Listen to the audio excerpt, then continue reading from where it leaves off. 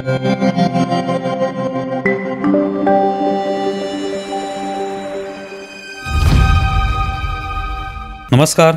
News डंकामध्ये मी महेश विचारे आपल्या सगळ्यांचं मनपूर्वक स्वागत करतो।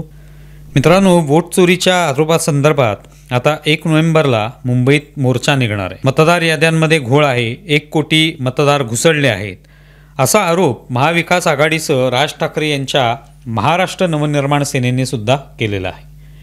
याबाबत मागे पत्रकार परिषद घेऊन हे आरोप करण्यात आले। त्यावेळी काही लोकांची नावं घेऊन त्यांचं वय कसं जुळत नाही, कुणाच्या घरात कसे शेकडो मतदार राहत आहेत असे आरोप करण्यात आले। यापैकी महेंद्र चव्हाण नावाच्या एका चारकोप कांदिवलीतल्या मतदाराचं नावही मनसेतर्फे घेण्यात आलं। त्यात त्यांचं वय 43 असल्याचं सांगण्यात आलं, तर त्यांच्या मुलीचं वय 124 असल्याचं जाहीर करण्यात आलं। 124 वय कसं काय लिहिण्यात आलं, कुणी कुणाला जन्माला घातलं असा सवाल विचारत त्याची खिल्ली उडवली गेली। यानंतर महेंद्र चव्हाण यांच्या मुलाखती अनेक वृत्तवाहिन्यांनी घेतल्या। त्यात मात्र महेंद्र चव्हाण हे मुंबईत 20 ते 25 वर्षांपासून राहत असल्याचं त्यांनी सांगितलं। तसंच अनेक वेळा त्यांनी मतदानही केल्याचं त्यांनी स्पष्ट केलं।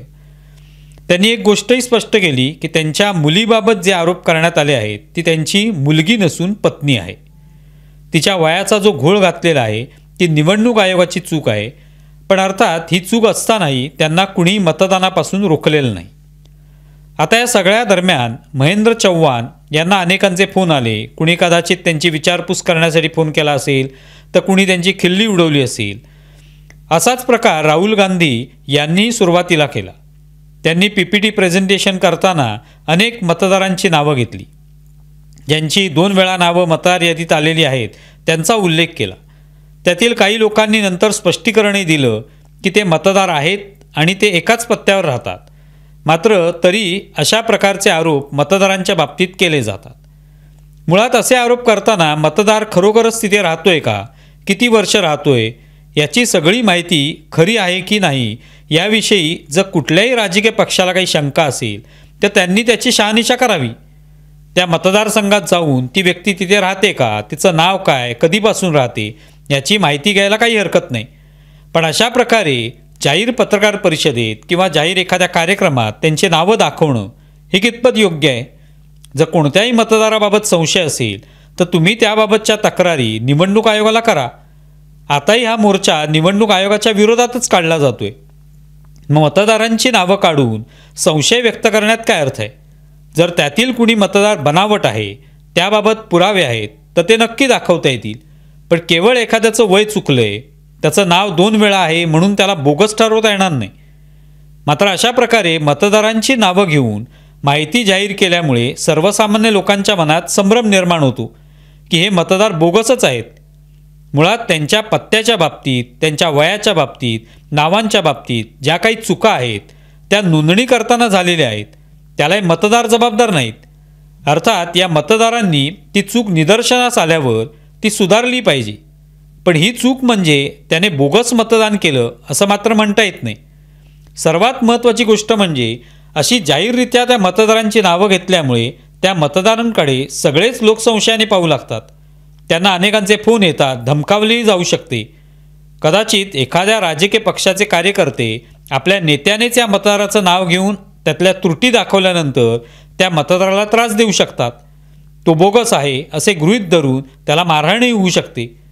मग याला जबाबदार कोण? राजकीय पक्ष, नेते हेच याला जबाबदार असतील। मतदारांच्या नावांबाबत, पत्त्यांबाबत चुका झाल्या असतील तर त्या निवडणूक आयोगाच्या निदर्शनास आणून त्या सुधारण्याचा आग्रह धरता येईल, पण त्या मतदारांना आरोपींच्या पिंजऱ्यात उभं करता येणार नाही।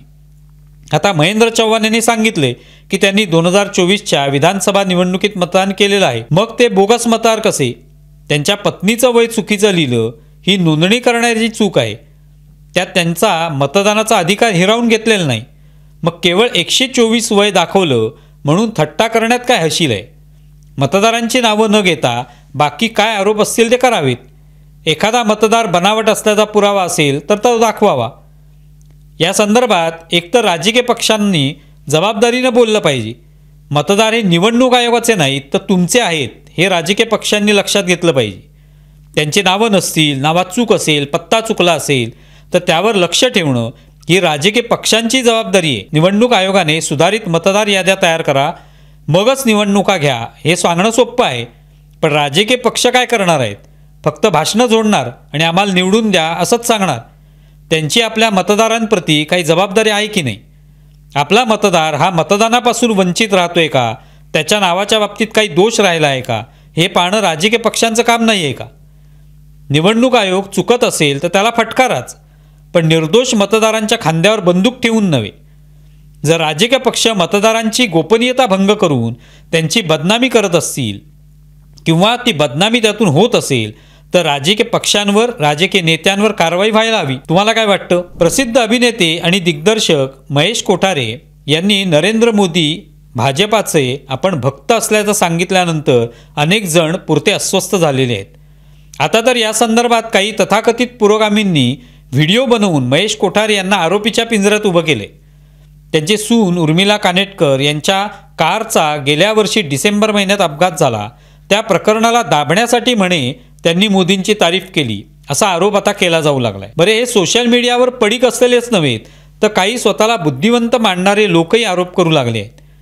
त्यांच्या बुद्धीची कीव करावी तेवढी कमी आहे। एखादं प्रकरण दाबण्यासाठी मोदींची तारीफ केली की ते दाबलं जातं हे सांगणंच किती हास्यास्पद आहे। महेश कोठारे तारीफ करतील आणि मोदी लगेच प्रकरण दाबतील हे फक्त तथाकथित पुरोगाम्यांच्या डोक्यातच शिजू शकतं। भाजपा किंवा मोदी आवडतात म्हणून आपल्या नावडत्यांच्या यादीत एखाद्याला टाकायचं, त्यांचे चित्रपट टुकार होते असं सर्टिफिकेट देऊन मोकळं व्हायचं, हीच या सगळ्या तथाकथित पुरोगामी विचारवंतांची लोकशाही आहे। त्यांना लोकशाही ही आपल्या हुकमाप्रमाणे वागणारी हवी आहे।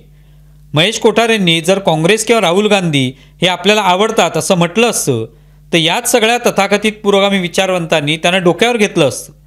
पण आता नेमकं महेश कोठारे हे पुरोगाम्यांच्या अपेक्षेनुसार बोललेले नाहीत, त्यामुळे त्यांची कशी यथेच्छ बदनामी करता येईल तेवढी ती केली जाते। तुम्हाला व्हिडिओ कसा वाटलाय जरूर कळवा। आमचा व्हिडिओ जास्तीत जास्त लाईक करा, शेअर करा आणि आमचे यूट्यूब चॅनल सबस्क्राईब करा। धन्यवाद।